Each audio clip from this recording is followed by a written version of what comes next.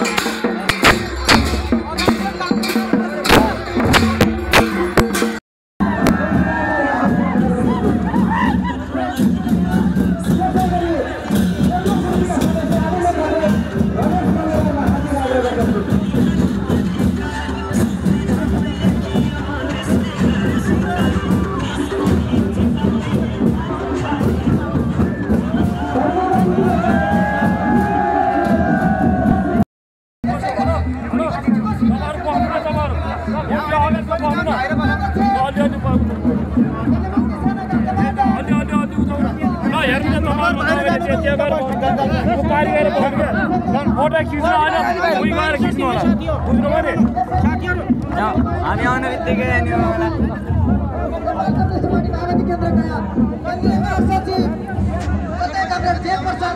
हार्दिक आग्रह गर्दछु। आउँदै हुनुहुन्छ। त्यसै गरी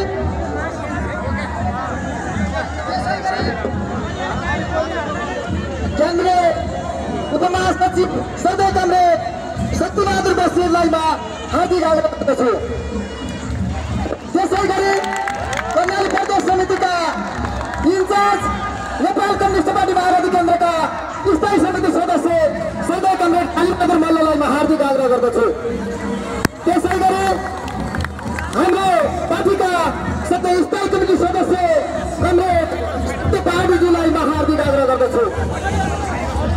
त्यसै गरी अतिथिको सिंहासन ग्रहण गरिदिनको लागि हाम्रो पार्टीका केन्द्रीय सदस्य कर्णाली प्रदेश समन्वय समिति कार्यालयका सदस्य सधैँ कमरेड टेकबहादुर बस्नेतलाई म हार्दिक आग्रह गर्दछु।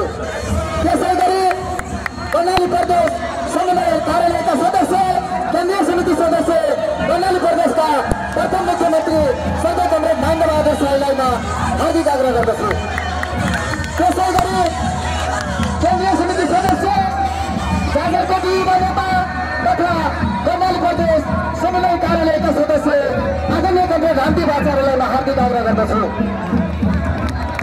त्यसै गरी नेपाल कम्युनिस्ट पार्टी माओवादी केन्द्रका केन्द्रीय सदस्य जाजरकोट जिल्ला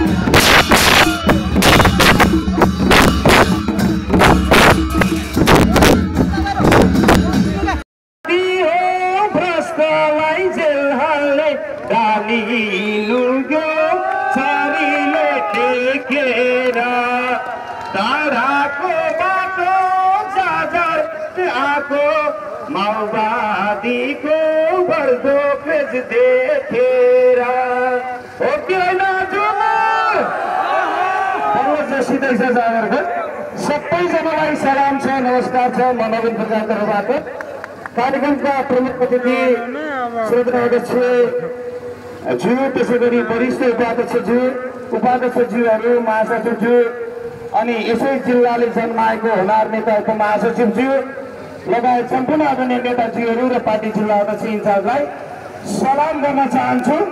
धेरै बोल्न चाहन्न, गीतबाटै प्रस्तुत गर्छु। अघि बाटोमा आउँदै गर्दा मजा सिङ्गो मुलुकले महसुस गर्दै गइरहेको छ।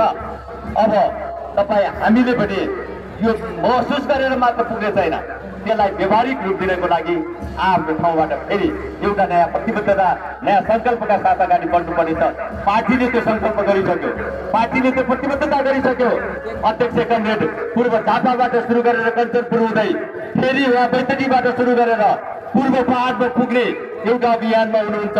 यो उमेरमा यो एउटा सङ्कल्प हो, यो एउटा प्रतिबद्धता हो, यो एउटा इमान्दार प्रयास हो।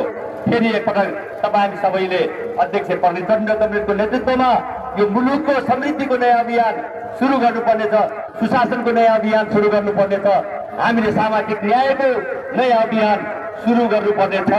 यो सुरु हुँदैछ, हामी त्यसैको तयारी गरिराखेका छौँ र त्यसको लागि फेरि एकपटक हामी जागौँ, फेरि एकपटक हामी अझ सङ्गठित रूपमा लागौँ र तपाईँ हामीले हिजो जे सपना देख्यौँ त्यसको एक भाग हामीले व्यवस्था परिवर्तन गऱ्यौँ, अर्को भाग हामीले देशको अवस्था परिवर्तन गर्न बाँकी नै छ।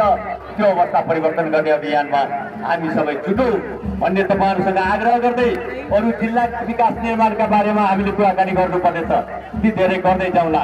हामीले यो मध्य पहाडी राजमार्गको तपाईँले मन्तागिरीको बारेमा बराबर कुरा उठाइराख्नु भएको छ।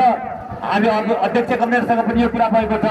हामी तुरुन्तै यसलाई अब निष्कर्षमा पुर्याउने र यसलाई सम्पन्न गर्ने कुरालाई हामी विशेष प्राथमिकताका साथ अगाडि बढाउनेछौँ। त्यसै गरी यो छेडा तल हामीले छेडा जुम्ला सडक, यो छेडा साना तला हुँदै जुनी तादेको सडकको कुरा हो, चाहे यो छेडा तल हुँदै पाटुल्यदेखि जुम्ला जाने र बारीकोट जाने सडकको कुरा हो, यो सबै अब योजनाहरूलाई हामी प्रभावकारी ढङ्गले पुल क्रस गर्नको लागि भिडभाड बढिरहेको छ र आधी गरी मान्छे छोड्ने गरेको छ पुलिस। हाम्रो मान्छेहरू पुल तर्ने मान्छेहरू चाहिँ यस्तो हुनुहुन्छ, यहाँ चाहिँ पुरै भिडभाड हुनुहुन्छ होइन। अहिले आधी मात्र छोड्ने गरेको छ किनकि पुलको यत्रो मान्छे धान्ने क्षमता नभएको कारणले